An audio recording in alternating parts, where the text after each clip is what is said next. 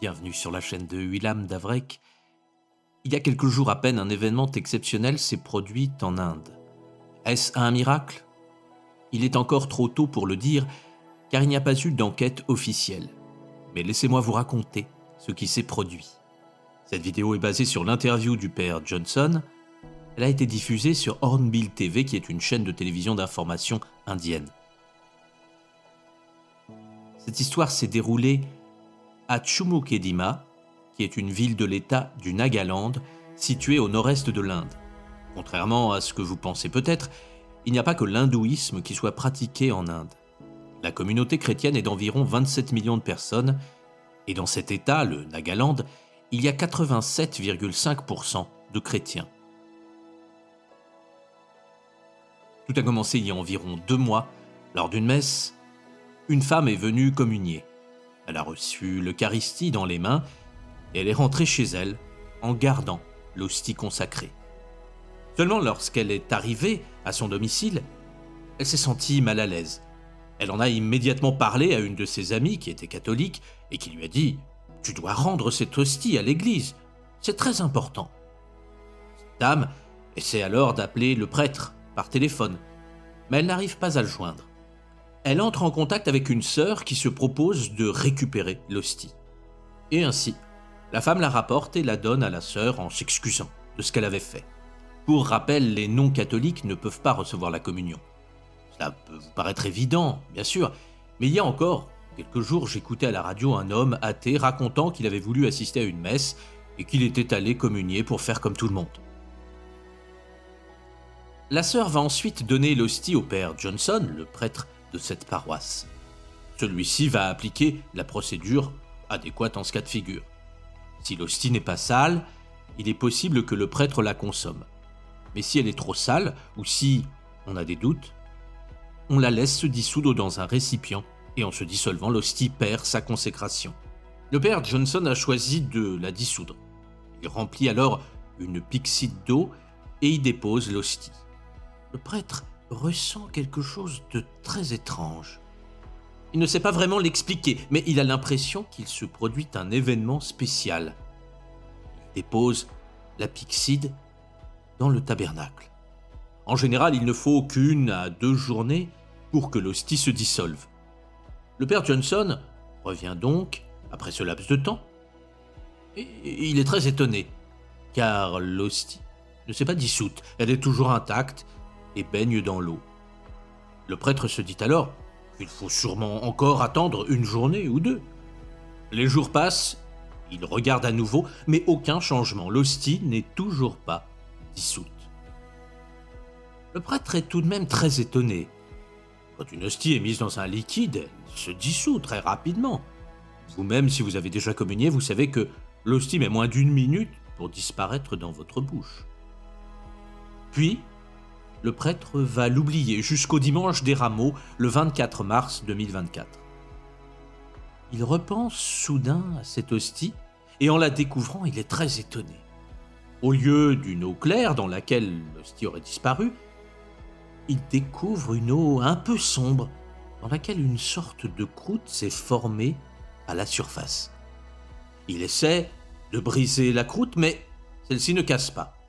Alors il appuie un peu plus fort, et une petite fissure commence à se former, ce qui le laisse sans voix.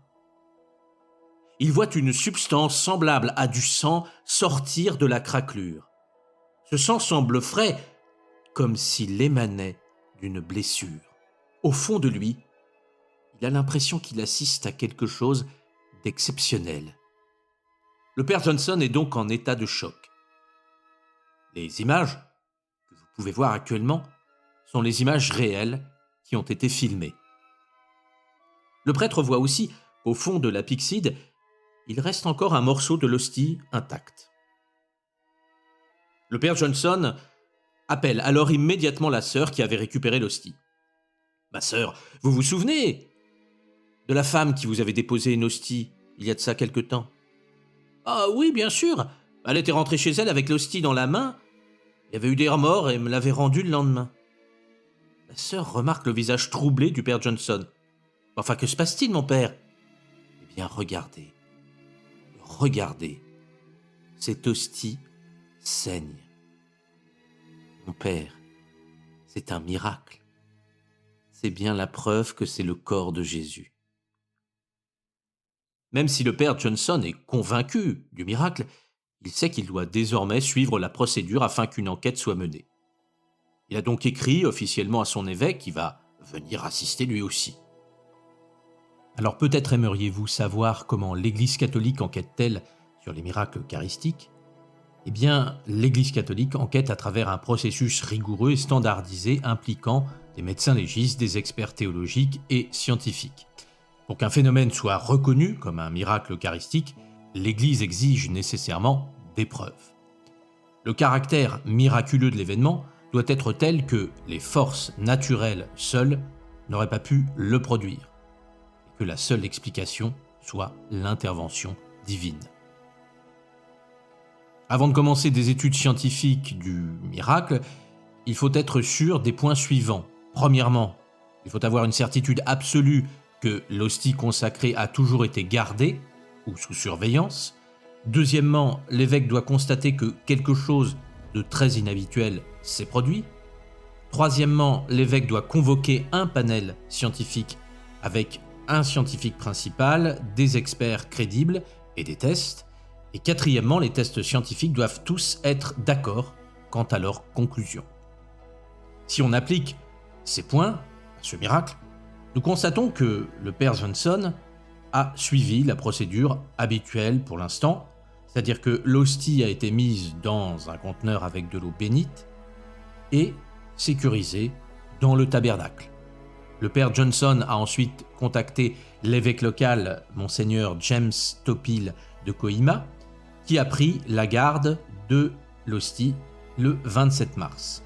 Maintenant, monseigneur Topil peut ouvrir une enquête plus formelle, s'il estime évidemment qu'une enquête est justifiée.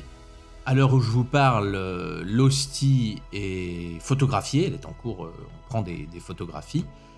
Cette affaire exigera de l'évêque qu'il mette en place une équipe d'enquêteurs, possédant diverses compétences, comme par exemple un médecin légiste, des théologiens et des avocats ecclésiastiques donc spécialisés dans le droit canonique. Et en plus d'analyser toutes les preuves matérielles pertinentes, les témoins, comme le prêtre, le sacristain, les ministres eucharistiques, la femme qui a pris la communion et son ami, et les paroissiens seront interrogés. L'équipe scientifique doit également certifier qu'aucune autre substance n'a été ajoutée à l'hostie. Une fois que toutes les preuves ont été collectées et examinées, le chef de l'équipe scientifique écrit un rapport. Si la conclusion finale est que ce qui s'est passé est scientifiquement inexplicable et que tout le monde dans l'équipe est d'accord sur ce point, alors l'évêque local convoque une commission théologique pour s'assurer que rien ne contredise la doctrine de l'Église, avant de parvenir à un jugement final sur l'authenticité du prétendu miracle. Donc c'est l'évêque, il faut le savoir, qui prend l'ultime décision. Parfois, le Vatican est consulté, mais la décision finale est prise par l'évêque. Nous verrons donc si tous ces éléments ont été respectés pour ce miracle eucharistique de l'église Notre-Dame du Mont-Carmel. Malheureusement, il peut y avoir des canulars, et c'est pour ça qu'une enquête sérieuse et incontestable doit être menée. Je ne manquerai pas de vous tenir au courant de la suite de ces événements dès que j'en saurai un peu plus. Et pour ne pas manquer d'éventuelles vidéos, n'hésitez pas à vous abonner. J'ai déjà fait plusieurs vidéos sur des miracles eucharistiques. Celui-ci, même s'il peut vous sembler incroyable, n'est pas le premier. Un des plus connus est celui de Buenos Aires, car il y a eu des analyses scientifiques assez poussées et les résultats laissent sans voix. Je vous invite à la regarder, je laisse en description les liens pour ceux que cela intéresse. Il y a eu aussi le miracle de Tumaco, où là il ne s'agit pas d'une hostie qui saigne, mais qui est à l'origine d'un prodige totalement fou. Je ne vous divulgue pas la fin de ce miracle, car il est là aussi tout à fait incroyable. Ce qu'a fait Jésus lors de son passage sur terre est encore tellement mal compris, tellement mal connu. Je lisais encore dernièrement un commentaire d'une personne qui me disait « À quoi ça sert qu'un sauveur soit venu, car le monde va tellement mal ?» Cela ne vient que prouver ce que je viens de vous dire. Qui a réellement compris le message du Christ ? qui prend la peine d'étudier son enseignement? Pas grand monde. Même parmi les chrétiens, on trouve plus de personnes promptes à condamner et critiquer qu'à aimer et pardonner. L'enseignement de Jésus est vivant, est révolutionnaire. Il est capable de nous éclairer dans tous les domaines de notre vie. Il a malheureusement été déformé, sali, utilisé pour se donner bonne conscience et accomplir les pires crimes. Dans l'Évangile selon saint Jean, Jésus déclare « Je suis le chemin, la vérité et la vie. Nul ne vient au Père que par moi. » Bien des richesses se trouvent dans cette phrase, pour la personne qui se donne la peine de chercher. Jésus ne déclare pas cela pour qu'on lui fasse des courbettes. Cette phrase est là pour que nous comprenions que le Christ doit avant tout naître en nous. Oui, voilà le plus bel objectif d'une vie. Vivre une vie intense, vertueuse, pleine d'amour, afin de faire jaillir cette lumière divine de tout notre être. Je vous souhaite le meilleur.